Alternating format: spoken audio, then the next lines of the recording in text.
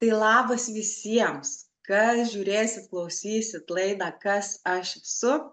Su jumis Eugenija Vydė, jogos, sąmoningo kvėpavimo mokytoja, holistinio coachingo specialistė, tyrinėjanti, kaip žmogus gyvena meilėje ir šviesoje. Ir pas mane laidoje irgi labai šviesus, labai šilti žmonės, kurie yra atsidavę tarnystei, pagalbai žmonėms, taip pat labai yra realizavimo savęs kelyje ir ieškančių atsakymų, klausimų, ne tik kas aš esu, bet apskritai įvairių klausimų, kurie yra dar neatsakyti, gal netgi kitų, ar netgi jie patys dar net savo tų klausimų nebuvo išdarę, tai tikrai labai tikros, unikalios, autentiškos asmenybės. Ir šiandien pas mane svečiuose Jarūnė, mano kolegė, pažįstama, bičiulė. Ir šiandien iš tikrųjų aš ją pasikviečiau pakalbėti apie psichosomatiką, nes jinai yra psichosomatikos specialistė, nes tai man labai artima sritis, aš ją domiuosi, aš ją tikiu ir ją gyvenu. Tai gal pradžioje truputį, Jarūnė, papasakau, kas tu esi, kuo kvėpuoji, ką tu dabar veiki? Ja, tai sveiki visi, labai smagu būti pašnekovės vietoje. Ačiū tau, Eugenija, už šitą kvietimą, nes pati kurį laiką vedžiau tokias laidas kaip tu, kalbindavau pašnekovus, o dabar esu toj kėdėj, kai mane kalbina. Amplua pasimatuoti kitą labai yra naudinga. Aš esu, kaip jau pristatėjai, ar ne psichosomatikos specialistė, domiuosi šitą sritim gan senai, vedu sesijas, konsultacijas, kas liečia negalavimus sveikatos, ligas. Lygiai taip pat esu transformacinio coachingo specialistė. Dabar rengiu ir transformacinio coachingo mentorystės kursus, esu paleidusi pirmą grupę, kur nuo pat pirmų susitikimų vyksta jau pokyčiai pas pačius mentorius, o tą patį pokytį jie galės išnešti ir pas savo klientus. Lygiai taip pat esu Baltiškos Lilos tokio transformacinio žaidimo meistrė, vedlė, jau 4 metai, važinėju po visą Lietuvą ir užsienį su šituo žaidimu, tai yra savęs pažinimo, pamatymo, savo elgesio, savo mąstymo iš šono toksai žaidimas. Ir labai smagu, kad per žaidimą vyksta, tai yra lengviau priimti tai, ką atrandi apie save.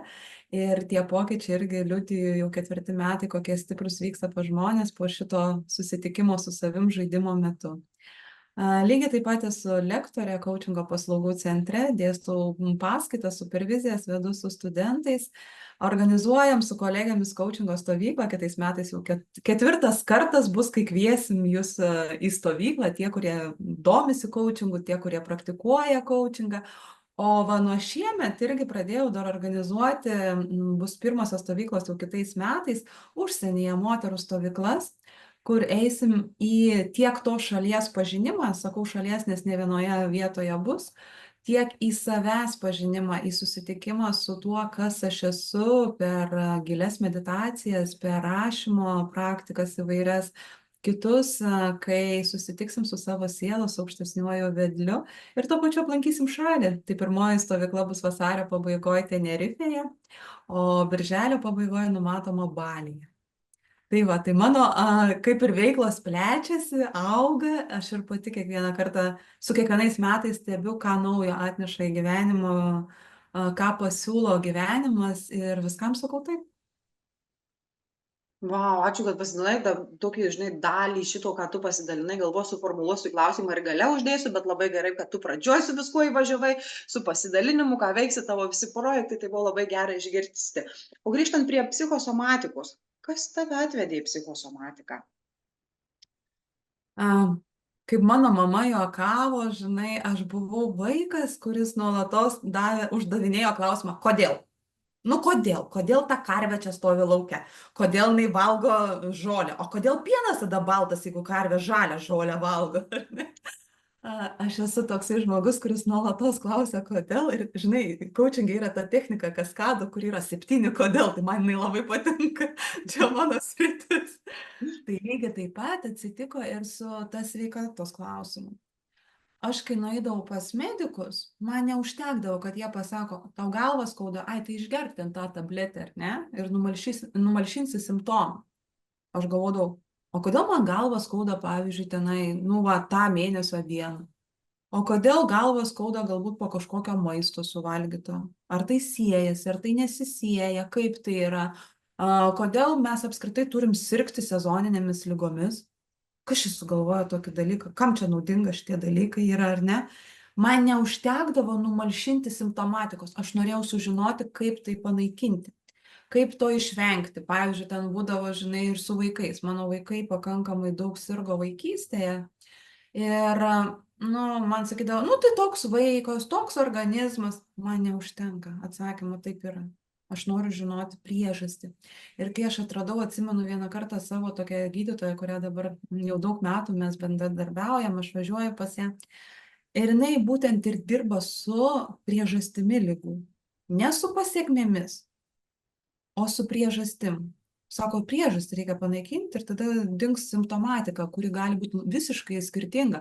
Kaip pavyzdys, širdį gali permušti net ne dėl to, kad širdies raumuo ar vožtuvas ar kraujotaka pas tave sutrikusi, o dėl tavo, sakykime, tulžies blogo nutekėjimo.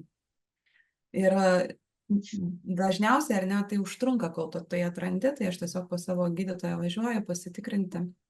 Bet lygiai taip pat, aš galvoju, nu mes nesam tik tai, ar ne, ligos atsirandančios dėl suvalgyto maisto ten kažkokio, tai visi jų kalba aplinkui, kad stresas įtakoja, emocijos įtakoja. Ir aš pradėjau gilintis dar ir tą nematomą pusę, ne pačio organo sutrikimą, ar ne, bet pradėjau žiūrėti, o kokios psichologinės yra to priežastis, nes aš pradėjau matyti dėsningumus. Pavyzdžiui, mano antrasis vaikas, kai pradėdavo sirgti, būtent tada pastebėjau, kada mes su vyru turėdavom nemažai konfliktų. Ir kuo aštresnis konfliktas, tuo sunkesnė ligos eiga, tuo sunkiau mano vaikas serga. Sakykime, ar ne, tik aš jau ten su juo gerai taikomės, aš jau ten viską padarysiu, vaikas įgijimo fazė išeina. Viskas ok, jeigu tai būtų vieną kartą. Aš net pradėjau savo vyrui sakyti, žiūrėk, tu atkreipk dėmesį. Ir jisai sako, žinai, man viduj tai reikia suirsti, pradėti eiti į save, užsidaryti nuo bendravimo, nuo šeimos, jau vaikas šniurkščiai. Dar ligos normalios nėra, bet jau yra simptomatika prasidėjus. Sako, aš netikėjau tavim. Tai buvo keletos metų, ar ne, tendencijos stebėtos. Tai va šitie dalykai, aš galvoju, čia nėra vien tik tai, nu, darželis, oras ar dar kažkas, tai nes tai būdavo ir vasarom, ir rudenį, ir žiemą, joks skirtumas, koks tai tas sezoniškumas. Tai va, tai dėl to pradėjau gilintis ir po coachingo mokslo aš online, nes tuo metu buvo karantinas, aš baigiau psichosomatikos mokslus, kuriuo tom žiniomis dabar irgi dirbu ir dalinuosi su kitais. Jo, tavo istorija man pačios mano kelią irgi priminė, nes aš nuo vaikystės klausdavau, tai išeinam su kaimynu pasivaikščiot, prisėmėm čia batus abudu, įsilipę į upę, jisai tai nesuserga, o aš tai susergu, tai kodėl? Tai reiškia, jeigu aš sušalau kojas, prisėmus čia batus, ne, tai turėjau ir kaimynas irgi lygiai taip pat susirgti. Ir aš klausdavau, o tai kodėl? Arba išeinu irgi būdavo be kepurės, va kaip vaikas, ne, ir mamos tai kepurė, nes ausis peršalsi. Bet galvoju, Onutė, Staselė, Ligita, Oksana, jūs visos tai be kepurių, jos tai nesušalo, kodėl aš sušalu tada ir dar su kepurė išėjus sušalu.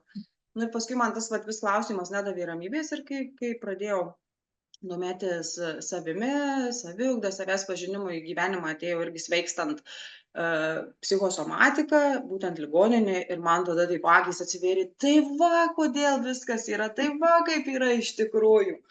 Ir gavau labai daug atsakymų ir dabar tai vyras juokiasi, 100% tikiu, kad kiekviena trauma, ten įsibrėžimas, nudegimas, nuo dviračio nukritimas, jis yra psichosomatinis, sakau, tai čia dėl to.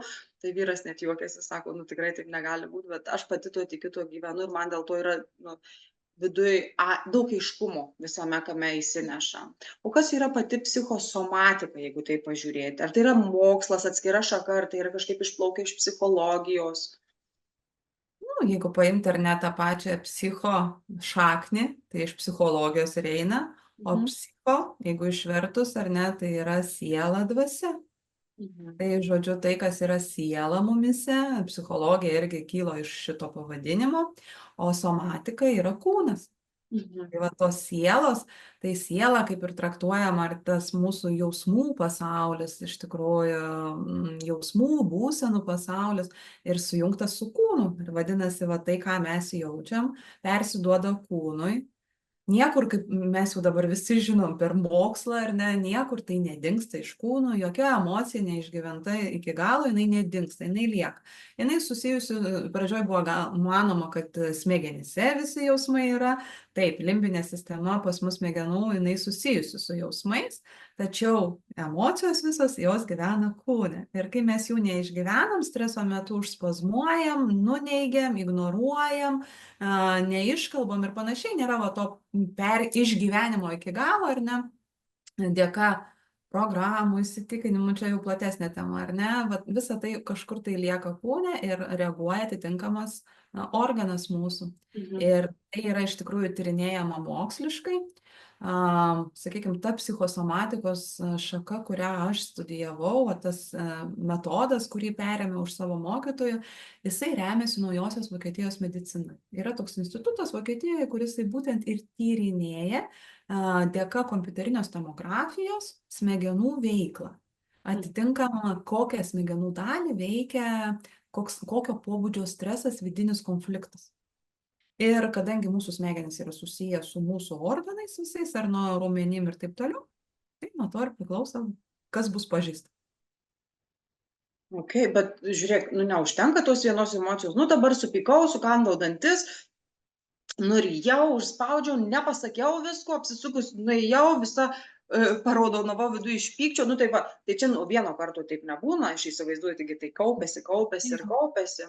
Jo, turi būti vis tiek ilgalaikis stresas kažkoksai tai, ar ne? Vienas dalykas, nors aš pati esu turėjus, kaip tu pasakei, supykau, nepasakiau, nuėjau po 2 valandų pūlinę anginą. Nes stiprumas, intensyvumas emocijos dar yra, ar ne? Plius, sakykime, priešistorė su to žmogaus, su kuriuo aš turėjau. Ir turbūt aš jau ne vieną kartą esu supykus ant to žmogaus. Tiesiog čia buvo galutinis taškas, šitas pyktis, būtent šitas pyktis, ar ne? Ir dar irgi, pavyzdžiui, vienam pūlinė angina, kitam gali būti plaučių uždegimas ar kažkas kita. Nebūtinai mes į tą patį pyktį galim reaguoti tą pačią kūno dalimi. O tai priklauso nuo mūsų priėmimo pasaulio, tą, kas yra suinstaliuota pas mus, kaip mes esam įpratę reaguoti į stresą, į kažkokias situacijas, įsitikinimų sistema ta pati, ar ne? Nes kaip pavyzdys galim paimti, sakykime, pas vieną mamą, ar ne, vaikas išvažiuoja universitetą suaugęs studijuoti, ir ta mama ką gali daryti? O, faina, tai dabar galėsiu kažko užsiimti, ką norėjau, gal ten keliauti, gal tenai butą pasikeisiu į namą, gyvensiu vienkiemyje, nes čia vaikų nebereikia vežioti ir taip toliau. Jinai kaifuos nuo vieno to dalyko. O kita mama, pavyzdžiui, gali susirgti krūties vėžiu. Nes vaikas nuo krūtinės atitrauktas, nebėra ką maitinti. Aš niekam nebereikalinga. O kokia reakcija yra? Ką aš turiu savyje? Kuo aš tikiu, ar ne, tie įsitikinimai, kad čia yra blogai, ar kad čia viskas ok su tuo, kad mano vaikas išvažiavo į universitetą studijuoti. Kokią aš ryšį su juo turiu, kokią aš projekciją jį projektuoju, kad jis visą laiką turi būti šalia, dėl to aš jausiuos reikalinga. Jeigu jo nebėra, viskas man šakės, ar ne? Kita mama gali turėti, kitokį, pavyzdžiui, gali netgi pradėti slinkti plaukai. Nes nėra kas paglosto per galvelę. Aš jaučiausi, kad, pavyzdžiui, žinai, kai būna santykis su mamos dukros, kai apsimainė yra pozicijom, kai ta dukra būna rūpinasi mama, daugiau negu ta mama emociškai rūpinasi dukra, ar ne? Ir, niekas nebepaglostus. Kažkas susirgs depresijų. Nes išvažiavo vaikas, nereikalingumo jausmas eis per depresiją, o depresija yra tiesiog nenoras gyventi, atsisakymas gyventi. Kiekvienas reaguos skirtingai. Priklausomai nuo to, pavyzdžiui, kokius mačiau pavyzdžius aplink savo gyvenimą.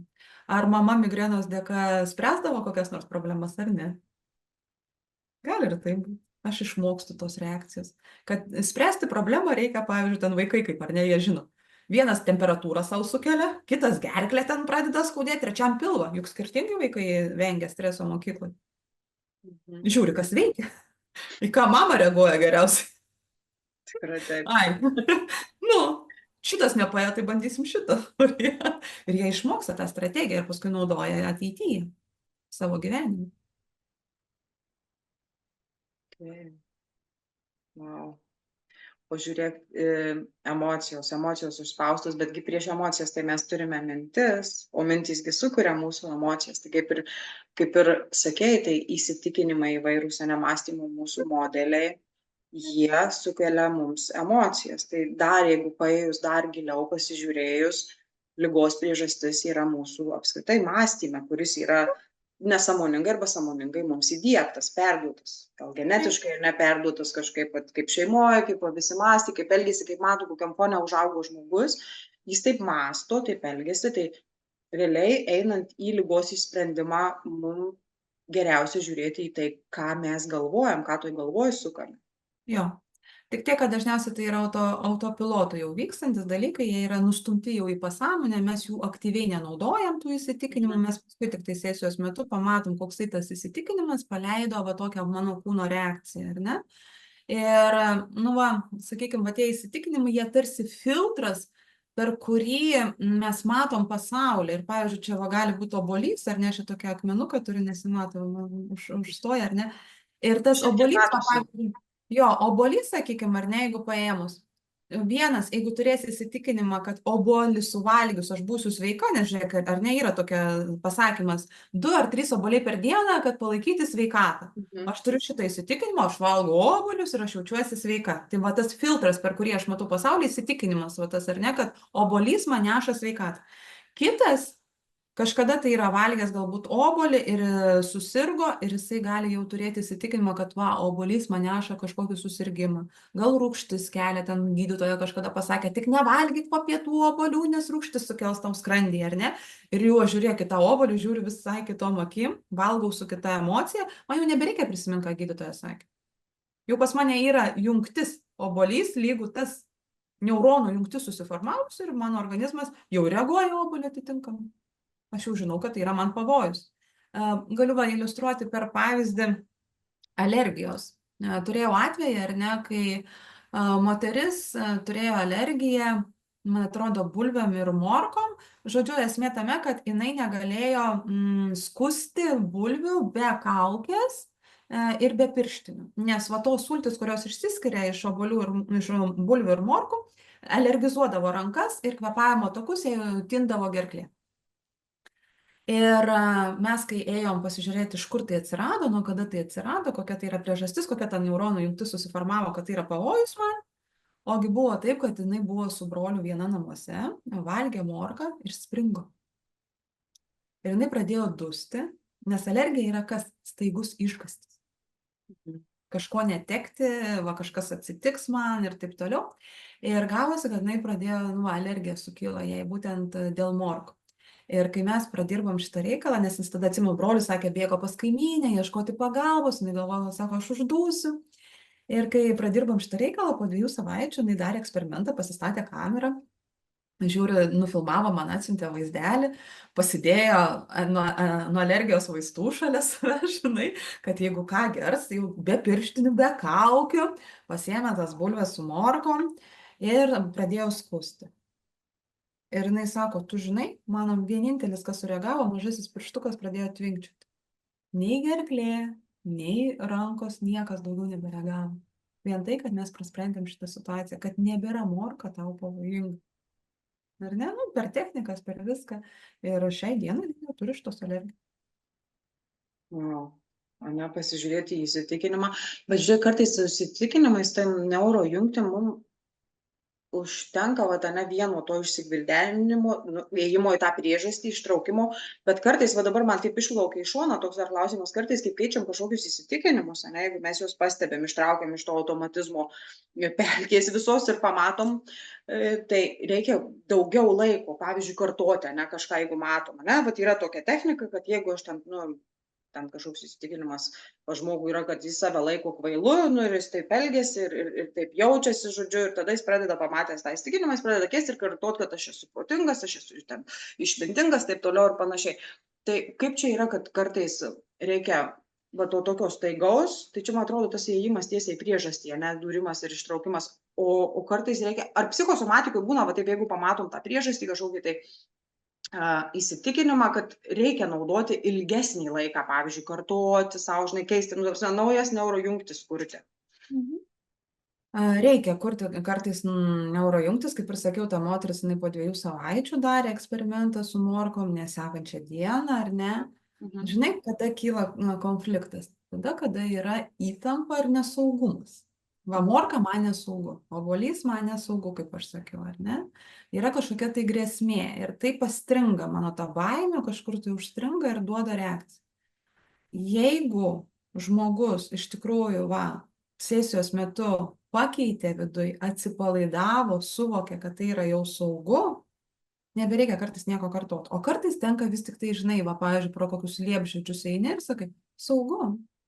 Nesaugumas ką duoda? Nuima įtampą kūne, atpalaiduoja, ar ne?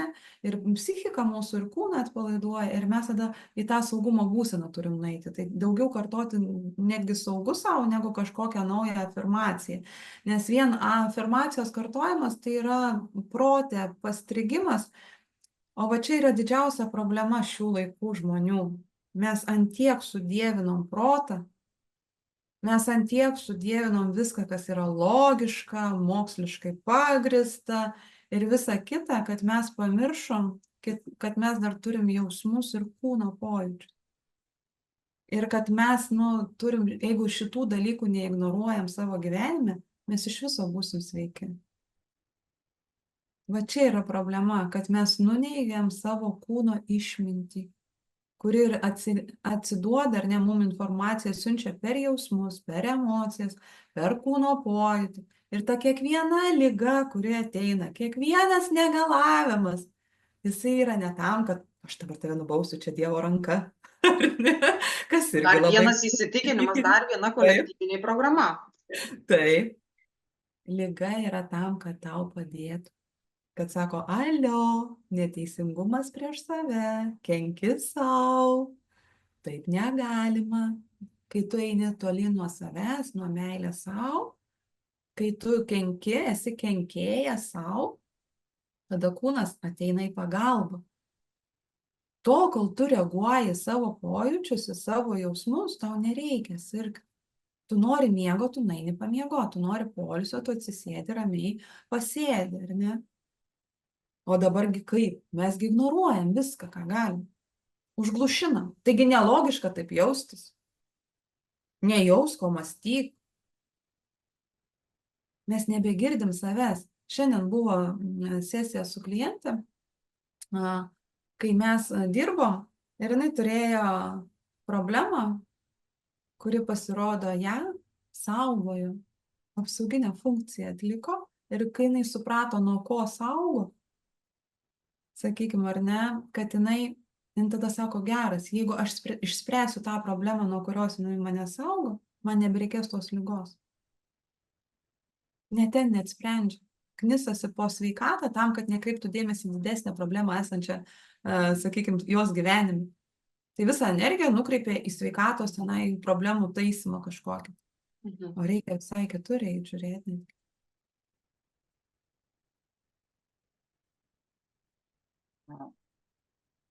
Tokie paprasti dalykai, kurie yra visiškai šalia mūsų, tai yra apskritai savęs tas pažinimas ir jautimas, jis gali tiek daug duoti gyvenime, kam reikia pokyčių, kam reikia kokybės, kam reikia sveikatos, ne? Tiesiog pradėti jausti ir naudoti savo kūno intelektą, savo širdies intelektą, nes aš tai kartais taip ir sakau, kad žmonės, sakau, ateina ir matau taip, žinai, nematau, bet taip pajuokauju, kad matau, kad, sakau, ateina kūnas čia, o galva šalia. Jūs visą laiką, ta prasme, tokia atskirtis, tiek išmano ir dabar tas amžius, kada tos informacijos pasiekimas toks lengvas ir paprastas, ir knygų gausa, ir internetas, visos galimybės sužinoti, informaciją susirinkti, bet žmonės kartais net nuo tos geros informacijos, žiūriu, yra persikrovę ir pervargę ir jau nežino, kaip yra, kaip tiesiog kartais duodu, žinai, užduotį, sakau, vat jums šiandien yra va taip, jausk. Va tiesiog būk kūne ir jaus taip, kaip yra. Jo. Ir, ta prasme, tai ką, man nereikės ten kažką rašyti, kažko išrašyti, kažkaip čia kažką daryti, kažkur fokusuotis, kažkrypavimus gal daryti, kažkokius dar. Nesakau, tu šiandien jaus.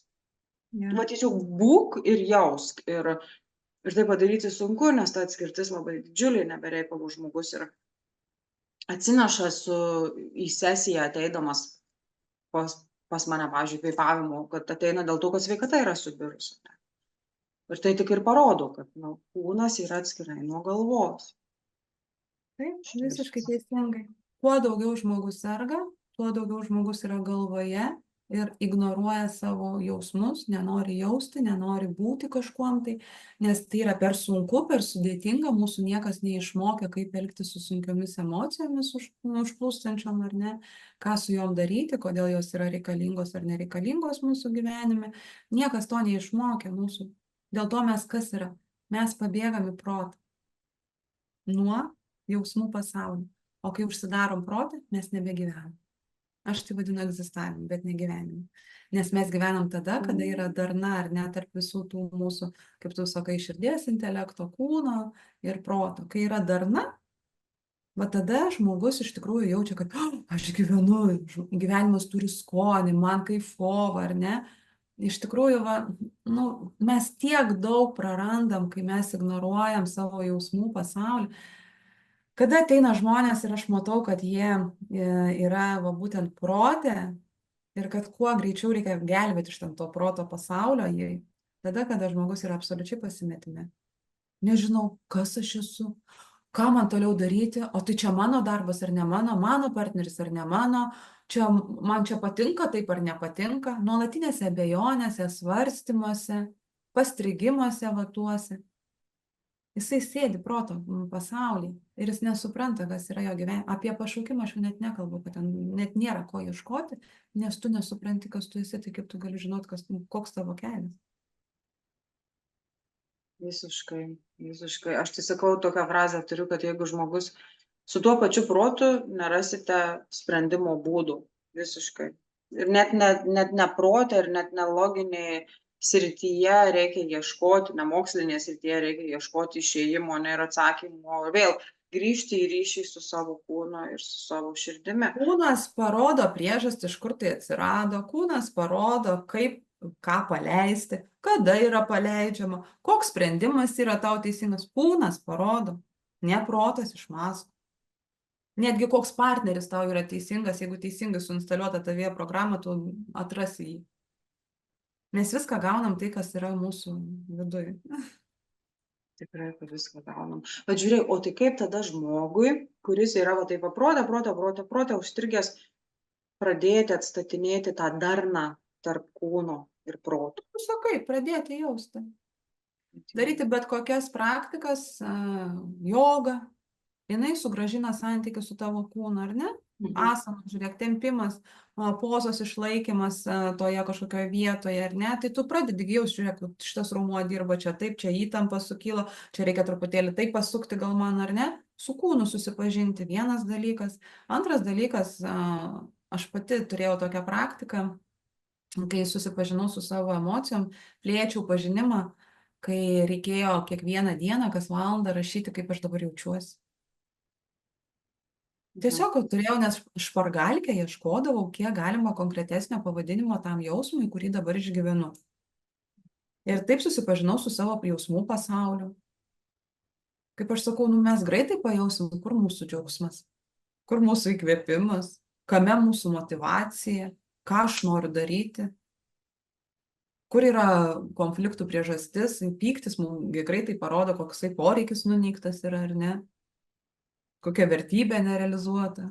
Jausmai mum yra navigacija, betgi mus taip nuostabiai išauklėjo, kad tiek turim problemų, susirgimų, psichozių, dėka to, kad mes užsidarėm protą, nes buvo per sunku jausti.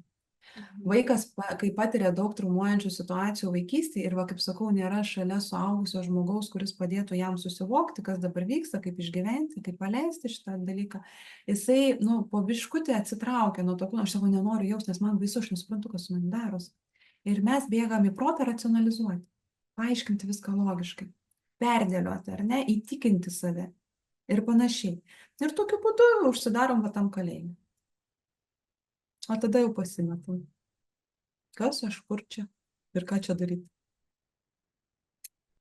Tai dar čia lengviausias tas, man atrodo, žinai, iš visų variantų, kada tik tai tas nežinomybė, kas aš, apie ką aš, kokia mano paskirtis gyvenime, žinai, čia jeigu nėra ligų šalia, tai čia, čia koks lengvas variantas, žinai, pas gerą kaučą, pas kokį gerą vedlį nueini, ten padeda išspręsti problemas ir išeiti, žinai, bet jau kai yra liga, tai yra visai kiti dalykai ir man, žinai, dar tokio norisi patvirtinimo, kad kas žiūrės ir klausys, kad aš labai dažnai kartoju, kad kol visi jausmai yra reikalingi ir visi jausmai yra būtini, nėra gerų jausmų ir nėra blogų jausmų, tai tiesiog paprašysiu tavęs patvirtinti šitą idėją, nes, nu, dažnai ir kad ir pasakau, bet vis tie išlenda. Jau atrodo, jau ten jogoj, žinai, ypač kokioje vis moterim, kad jauskit, pyktis gerai, viskas čia, liūdesys gerai, išbūkit. Ir aš tai sakau, gniaužiu emocijas, nes tai geriausias metodas, žinai, ir po kokiu jau ten lanko 3 metus jogą kaip kala, ir aš tai, ar rimtai jūs čia? Nu tai patvirtinam, kad visi jausmai yra geri. Jo, nes jausmai padeda man susivokti šitam pasaulyje. Jeigu aš jais pradėsiu pasitikėti, kad tai, ką jaučiu, yra teisinga ir reikalinga, ir kad mano jausmai yra tai, ką aš iš tikrųjų jaučiu, kad, žinai, būna kartais, kaip tu gali taip jaustis? Čiagi nesąmonė šitaip jaustis. A tu durna, kad tu taip jaustumės? Va čia yra baisiausi dalykai, ką galim vieni kitiem pasakyti. Kai vaikui sakom, nejausk to, ką jauti. Mes atskiriam jį nuo jo paties, mes suskaidom jo asmenybę. Mes šizofreniją konkrečiai auginam pas žmogų. Ką aš kaip ir jaučiu, bet negaliu jausti. O tai ką aš jaučiu, apie ką aš esu, tai kas aš? Va čia ir prasideda nesąmonės. Tai, ką aš jaučiu, aš, pavyzdžiui, kai pradėjau sakyti aplinkiniam, jūs mane aiškinkit, ką jausti, jeigu aš taip jaučiu, vadinasi, taip yra. Kodėl aš tai jaučiu? Va čia jau kitas klausimas. Patirtis, įsitikinimai kažkokie tai, ar ne? Aš jau dėl to jaučiuosi taip. Ir jeigu aš tai pakeisiu, galbūt pasikeis ir mano jausmas atitinkamai situacijai. Bet tai, ką aš jaučiu, yra tiesa. Ir jeigu aš jaučiu, kad tu mane išdavinėjai ir kad čia nėra meilė, tai yra tiesa, jopštararai. Ir va tas pyktis, nusivylimas, liūdesys man apie tai ir byloja, kad tai, kaip su manimi elgiasi, yra neteisinga mano atžvilgiu. Ir aš tada galiu rinktis, ar būsiu su tuo žmogum. Ne, betgi ne, aš racionalizuosiu. Naudinga man galbūt. O paskui sergam. Gimdos kakleliai, kiaušyčių problemos, gimdoj visokie dalykai prasideda. Upsi Deizi, kaip aš sakau. O kodėl? Nes ignoravai jausmus apie šitą vyrą. Ignoravai, kad jis tave įskaudino, o norėjai. Tu nesijauti su juo saugi, bet toliau atsiduodi jam. Pienligė, volia. Nesako, klausyk, nustok save išdavinėti. Daryk pauzę, susivok, paleisk nuoskaudą arba paleisk vyrą. Taip, kad jausmas jam tam reikalingas, kad mums parodytų, kas negerai. Kur aš savo kenkiu, va tas liūdesys, kaip sakau, pyktis ar dar kažkas tai. Jisai mums reikalingas, alio. Wow, tikrai. Taip gerai užtvirtina jūs tokiais pavyzdžiais, kad wow.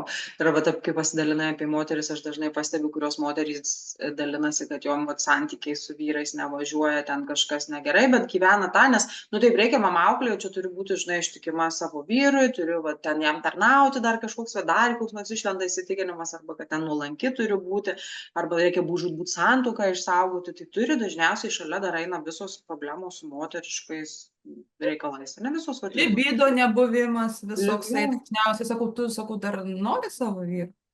Kai ateina tokios, dažnai ateina tokios dvasingumo išprievartautos gerai. Bet ten baisu būna. Na, aš tai tada siunčiu tą antrą tiesiai.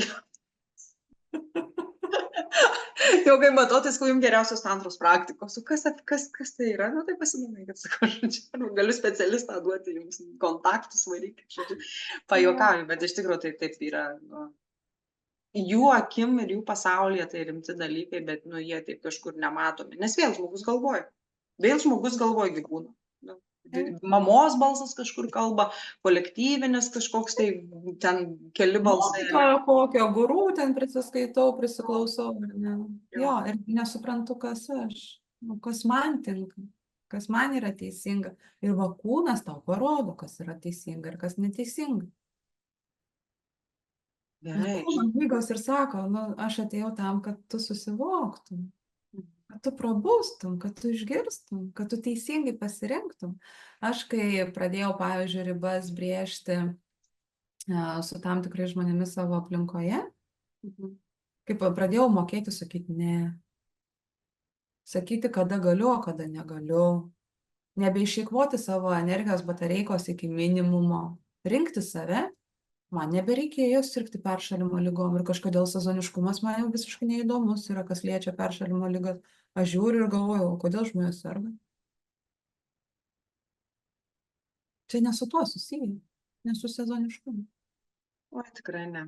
Nors dabar tais kaip tik eisim, žinai, paliksiu tau atvirai pasidalinti, ką tu nori apie tokias, paimsim gal kelias ligas, vat kodėl žmogus suserga ta ir ta liga, bet žinai, nuo kurios aš norėsiu, kad truputį pradėtum, kadangi mano mažasis, abudu vaikai namie, vienas tai koją susilaužęs, o kitas peršalęs ir labai įdomiai, žinai, ne peršalęs, karščiuoja, turi karščio, žinai, nėra jokių daugiau simptomų, žinai, ir aš jau žinau, kad, aišku, mokykloje testas lietuvių, jisai užsistresavo dėl to, tai kaip ir man viskas aišku, aš tokia, štai atsipalaidavus, nu tai gerai, išprocesink visą, bet kaip įdomiai buvo, žinau. Jisai sukarščiavo užvakar, ateinu pas jį, žinai, ištrinti eteriniais aliejais truputėlį ir jisai atsisuko į mane, sako, mama, aš žinau, kodėl man taip atsitiko, kokia išmintis pas mus yra, žinau. Sako, žinau, tai, kad aš tų testų taip bijau, sako, kad aš paėmiau ir sukarščiavau, žinau. Ir aš galvoju, Dieve, ta išmintis, jinai glūdi kiekviename iš mūsų ir vat vaiko balsas tiesiog tai įgarsino ir man toks buvo, o geras, žinai, nu, o aš sakau, taip, nu, tai atsipalaiduok ir dabar jau išprocesink viską, nes jau, nu, taip yra, nu, taip atsitiko.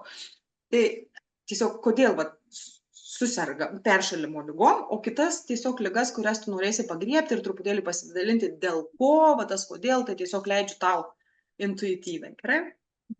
Jo, nu tai va, kadangi tas sezonas vis dėlto ateina tų peršalimo ligų, vaikai grįžta į mokyklą. O ten stresas, ten įtampa ir prasideda karuselės, ar ne? Tai vienas dalykas, jeigu yra su gerkle problemos, gerklė kas yra, ar ne? Ryjimas. Va čia aš nuryju kąsnį, kurį aš noriu suvalgyti. Tai reikia žiūrėti tada konfliktą taip. Arba aš turiu praryti tai, ko aš nenoriu, kontrolinį, arba ten jausmus kažkokius kylančius ar ne. Turiu susitaikyti su tuo, kas yra duodama man, ten brukama, ten galbūt ten turiu rengtis uniformą, kurios aš nenoriu, vadinasi, aš turiu nuryti tą kąsnį, kurį man kiša. Ir man skauda gerklė, arba gali būti, kad aš labai kažko noriu, bet negaunu. Aš negaliu nuryti. Neturiu ką nuryti, o aš noriu ryti. Aš noriu gauti ten, pavyzdžiui, kažkokio būrelio labai norėjau ir tėvai, nu, sako, sorry, ten finansai, galimybės, kažkas tai neleidžia, ar ne? Ir užrašė mane į kitą būrelį. Gali būti vidinis konfliktas pas vaiką, nes jisai labai norėjo ir negavo tai, ko norėjo. Emocijos, kaip sakiau, va tos visos, ar ne? Kaip tu sakai, supikau, nurijau, o reikėjo tai išleisti. Tik tai reikia mokėti konstruktyviai tai daryti, ar ne, teisingai tai daryti, išsakyti poreikį, o ne ten apmėtyti žmogų akmenimis. Bet va čia aš nurijau, turėjau susitaikyti su nuoskauda, neteisingumu, kažkokia tai, ar ne, ten gal nepagarba. Nurijau to, ko nenorėjau praryti. Ir turiu rezultatą. Jeigu jau ten būna, kad reaguoja viršutiniai bronchai, kaip pavyzdys, gal ir netgi ta pati astma, žmogus jaučiasi spaudžiamas į kampą. Gali būti, pavyzdžiui, per daug egzaminų, per daug kontrolinių atsiskaitimų vaikams. Ir jie jaučiasi spaudžiami į kampą, nes jie nebespėja. Čia ir būreliai, čia ir tėvai kažko nori iš manęs, ir mokytojai kažko reikalauja, ar ne. O jeigu, pavyzdžiui, dar gyveni kokiam kambarį, kur tu ten neturi net savo erdvės pakankamai, turi dalinti su kažkuo, tai tu jauties net ir fiziškai tada spaudžiamas, ar ne. Ir gaunasi, kad pradeda reaguoti viršutiniai bronchai, astma gali, pavyzdžiui, buvo toksai atvejis, kai moteris dėl sūnaus atėjo ir sako, nuo vaikystės mano vaikas turi astmą ir kas buvo, jinai kai pagimdė, jinai gyveno pas uošvius namuose ir jie su vyru ir vaiku turėjo vienam kambariuke spaustis, vaikas naktim klykdavo, verkdavo, jinai atsikėlus tam kambariuke, negalėdavo net išeiti kitą kambarį, kad turėtų erdvės, ar ne, ir jaučiasi užspeista kambarį, jinai nieko negalint, bijo prikelti uošvius, bijo prikelti vyrą, jinai pati irgi kalint. O vaikas reaguoja į mamą ir iki tam tikro amžiaus yra perimama mamos būsenos. vaikas turi bronchinę astmą, to pasikoje. Tai va, jeigu jau yra plaučių uždegimas, vadinasi, yra labai labai didelis išgąstis, aš neišgyvensiu. Mirties baimė kažkokia. Tai nėra tiesiogiai, kad mane čia dabar kažkas nužudys, ar ne? Bet tiesiog mano pasąmonė, jinai suformuoja tokį, kad aš taip bijau, kad atrodo mirsiu. Man prilyksta, jeigu aš nepriimsiu sprendimo, mirsiu kažkokią, ar ne? Nu, sakykime, kaip pavyzdys, su plaučiais irgi va, turėjo pažįstami problemą. Moteris sako, mes įsikraustėm į kitą namą, turėjom persikraustyti, o ten didesnę nuomą, turėjom dar surinkti užstatui pinigų. Mes galvojom, kad mes ten namą nuomosime su kitu žmogumi, dalinsimės nuomą, o tas žmogus paskutinę minutę dingo ir visa finansinė našta ant mūsų, mes prisiskolinom, suprantate, išgyvenimo baimė. Neišgyvensim, netiduosim skolų, nesurinksim nuomos pinigų. Ir žinok, 1,5 mėnesio neišėjo vyras su žmona iš kosėjimo, kad ir kokius tenai ėmė preparatus, vartojo, niekas nepadėjo. Tik atsirado nuomininkas, baigės visos lygos. Va čia yra apie tokį dalyką, ar ne? Kita moteris irgi buvo, kad ilgai labai kosėjo, niekaip negalėjo išeiti iš to, o pasirodo, jinai dirbo kelis darbus. Ir vienas darbas ant tiek atsibodęs, kad jau ten senai būtų jį palikus, bet pinigų gali pritrūkti, bijo, kad neišgyvens irgi taip pat. Ir viskas. Kitam, pavyzdžiui, nebūtinai plaučiai reaguoja, kitam gali būti kepenys dėl išgyvenimų konfliktų. Afrikoje dėl ko vaikai yra, žiūrėk, labai kūdos, kojytės, rankytės, o pilvukai išsipūtė, padidėja kepenys. Kepenys susijęs su išgyvenimu, bado, baimė. Ir, pavyzdžiui, moteris netenka darbo ir jinai viena augina vaikus. Ir jinai galvoja, neišmaitinsiu. Vadinasi, bus badas. O jinai dėl pinigų realiai pergyvena, o iš tikrųjų pasąmonė yra neišmaitinsiu. Ir pas ją kepenų vėžys prasideda. Nu va, tai čia tokie va peršalimai, ar ne, tokie paminėjau va tos kosulys ir gerklė, ar ne, kas gali būti. Tai va, kas liečia, tu ten minėjai ir migrenas, tai migrena, jinai mums tokia irgi labai fainas, naudingas dalykas, mes labai galim pateisinti daug, čia žinai, kada žmogus nesusitvarko su atsakomybėm, viena iš priežasčių gali būti, per daug prisiema savo visokių ir įsitempia net ir mentalas, viskas, žiūrėk, aš kai su moterims su migrena, aš kartais klausiu tokio klausimo, ką tu gali nedaryti, kai yra migrenos priepuolis? Ko verčia tave gyvenimas atsisakyti. Ir pas vieną buvo, sako, kai tik aš darbe prisiemu per daug atsakomybių, taip man migrena. Ramiai teka darbo srautas, darbų, žinai, tol nėra migrenos. Ir sako, man tada, tenka atsisakyti tų darbų. Kitai, pavyzdžiui, buvo, kai, sako, aš kai migrena galiu užsidaryti kambarį ir pabūti viena ir nedaryti namų ruošos darbų. Vadinasi, žmogus dėka migrenos išvengia per daug tų, kai susikrauna, kad aš viską ir skalbiu, ir lyginu, ir šunio rūpinos, ir maistą gaminu, ir rūbus ten vaikams sudedu į mokyklą, paruošiu. Visko per daug, ar ne? Tai jai reikia tiesiog išmokti naują strategiją. Deleguoti darbus, paskirstyti, savarankiškumą galbūt pas vaikus ugdyti, kad jai tiek daug nebūtų. Plius, jinai sako, aš tada galiu būti viena, užsidarius kambarį ir niekas nelenda į kambarį. Reikia išmokti turėti savo erdvę ir skirti laiką savo, pabūti vienai. Ir dar toksai kitas dalykas, migrena.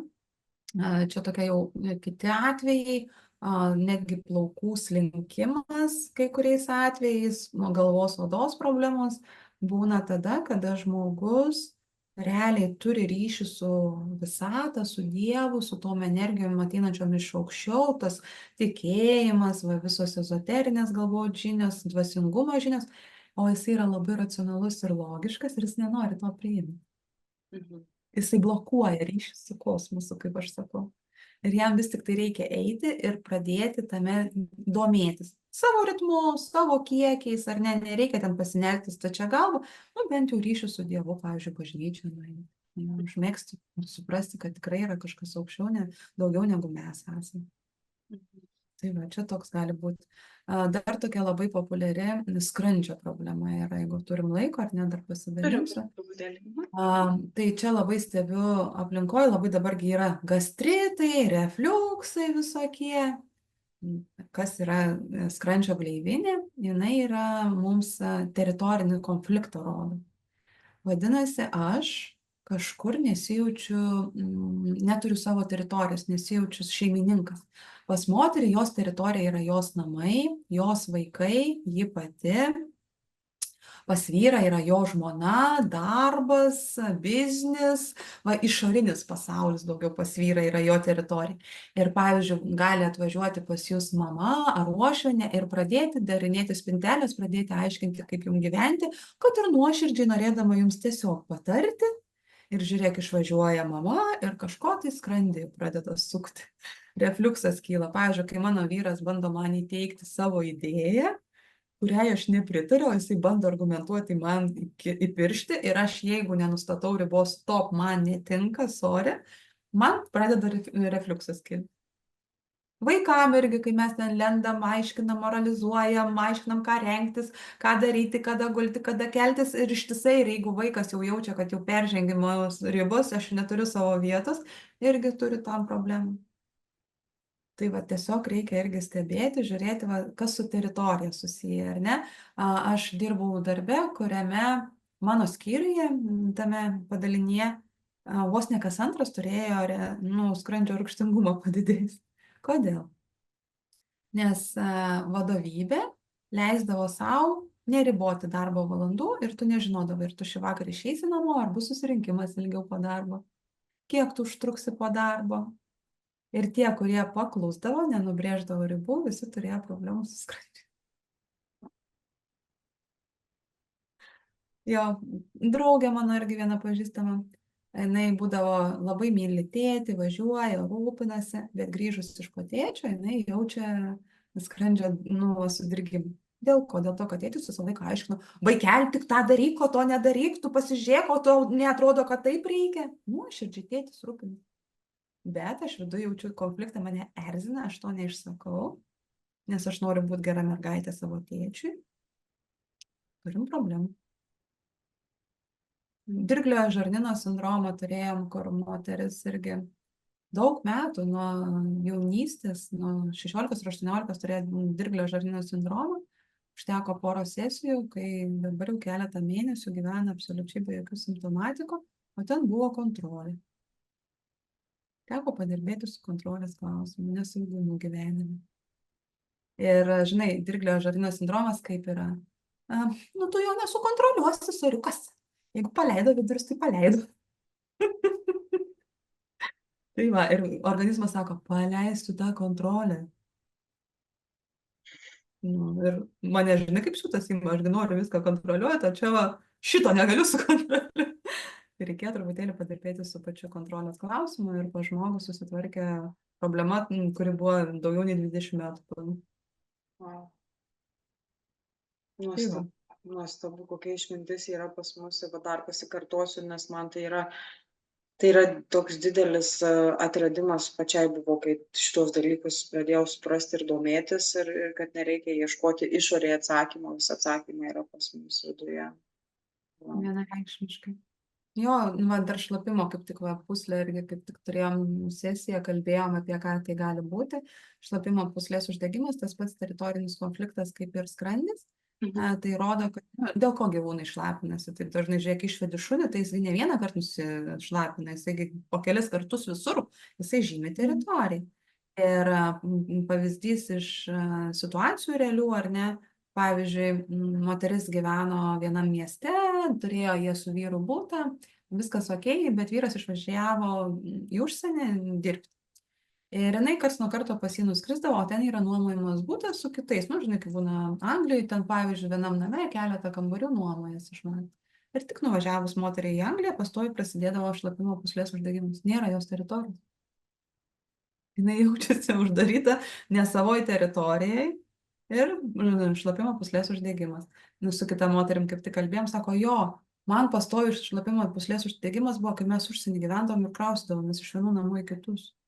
Kitai moteriai buvo, kai dukra, sako, atėjo, pasiėmė, ką jinai nori apsirengti iš mano spintos neatsiklaususi ir išvarė. Aš pamačiau, sekantį dieną, jai pūslės uždegimas. Nes viduje nieko nepasakė. Tipo, dukra, myliu, ar ne, negu man gaila. Mhm. O viduj tai pirmiausia reakcija buvo supykau, ignoruoju. Va, iš karto rodo neteisingumą, supranti, va tas pyktis parodo, kad nueik ir aiškiai pasakyk savo dukrai ribas.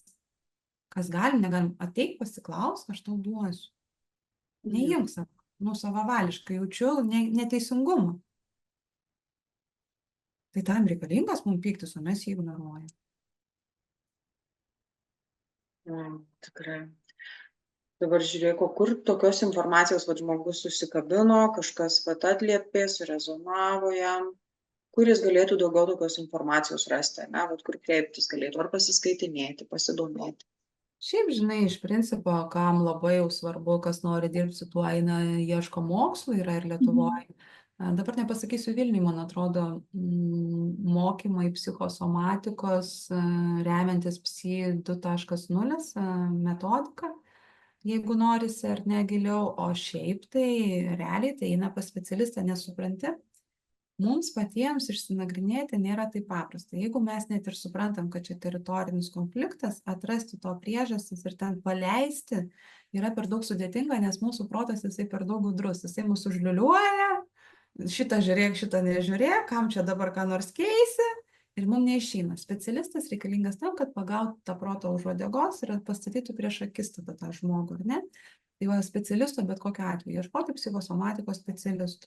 Šiaip yra, žinai, ir tų knygų daug įvairių, yra YouTube įrašas, kas rusiškai klauso, yra Mikhail Filejev, būtent to metodo įkūrėjas, galima jo pasižiūrėti video, yra Anton Antonovas, irgi mokyklos įkūrėjas, remiantis psi 2.0 metodika, jisai yra jo mokinys Filejevo, irgi labai daug yra informacijos Instagrame, YouTube apie psichosomatiką, būtent tą, ką jie kalba, nes jie remiasi naująją Vokietijos mediciną. Labai ačiū, kad pasidalinai ir mes jau visai pabaigą dabar jau keliaujam. Ką norėtum palinkėti mūsų klausytojams? Turbūt ir norisi pasakyti, kad išeikit iš proto kalėjimo, nes jisai jūs vedžioja už nosies. Iš tikrųjų, tai yra iliuzijų pasaulis labai didelis, ką aš matau ar ne, ir grįžkite į kūno išmintį. Ir kai jūs sujungsit protą ir kūną, va tada iš tikrųjų jausitės gyvenantis. Va tada jūs žinosit, jų nebekils tų klausimų, nebereiks ir tų specialistų. Aš, kai įsiklausau į savo kūną, aš galiu netgi ir ligas diagnozuoti, kai pavyzdys buvo man visai nesenai, o kaip jau ne veltui minėjau, tą širdies permušimą, turėjau problemą pusmetį ir aš tiesiog vieną vakarą gulėdama atėjo suvokimas, toks pajautimas, juk čia nuo žarnyno, nuo skrandžio žarnyno negalavimų yra tiesiog pasekmė. Ir mano visas kūnas atsipalaidavo, atsimenu, ir užmigo. Ir aš tiksliai žinojau, jau pas savo šeimos gydytoją, jinai man to nepatvirtino, tačiau nuvažiavus pas kitus specialistus buvo padaryta daug tyrimų ir buvo būtent tulžies problema. Ir aš tą jau žinau, tik aš nežinau, kuris tiksliai organas serga mano. Kai mano rūgštis kyla, aš jau žinau, kad aš jau leidau vyrui peržengti ribas ir tai yra mano atsakomybė nubrėžti tas ribas, ne vyro. Ir va tas, žinai, girdėjimas savo kūno man leidžia labai greitai susiorientuoti, tai kur čia šuo pakastas. Ir tokiu būdu orientuoti šitam pasauliu, ir man tikrai nekyla klausimas, koks mano pašaukimas, apie ką aš esu, ką man veikti, ir kas man tinka, ir kas man netinka. Aš jau žinau. Ir man jau bet ko neįbruksi. Taip, tikrai. Labai ačiū tau, kad sutikai šiandien pasidalinti savo išmintim, savo žiniomis, savo energiją su manim. Labai geras buvo pokalbis, toks žiūriu laiką ir galvoju, Dieve, taip greitai beveik visą valandą iškapsėjau, mes dar čia dalintumėmės iš tikrųjų. Tai ačiū, kad ir nukreipiai, kur gali žmonės daugiau pasidomėti, kur gali pasimokinti, kas nori, tai aš kelsiu irgi paskutės nuorodas irgi po įrašų mūsų laidos. Tai ačiū visiems, kas išbuvote iki galo, išklausėte, žiūrėjote, gavote labai daug naudingos informacijos, gal aha momentų, gal užsitvirtinimų kažkokiu. Tai aš irgi palinkėsiu rasti darną tarp savo kūno, proto ir širdies. Ačiū dar kartą, Jarūne. Ir susimatysim kažkur gyvenime, kur mūsų ves. Tai iki visiems. Iki.